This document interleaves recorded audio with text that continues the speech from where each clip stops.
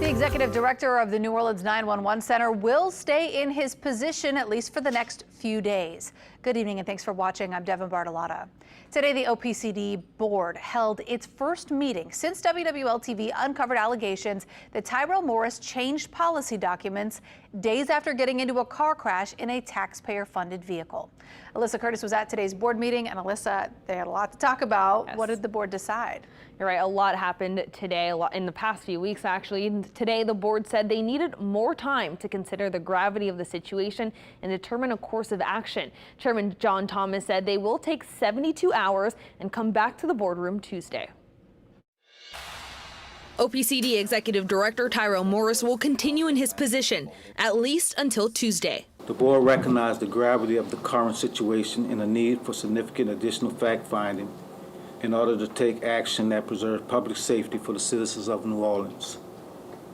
For this reason, the board plans to spend the next 72 hours compiling and synthesizing all additional information needed and meet again on Tuesday at 10 a.m. in accordance with public noticing requirement to determine the definitive next steps. Thursday, the OPCD board met for the first time since WWL-TV uncovered allegations that Morris changed policy documents to reflect he did not have to take a drug and alcohol test after he got in a crash in an OPCD vehicle. Call for a motion to go into executive session.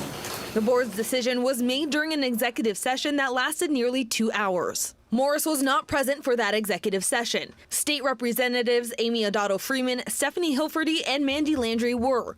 Adato-Freeman and Hilferty both say they believe the board is taking this seriously. The board has to ensure continuous operations of this center, and so obviously they are taking that commitment very seriously.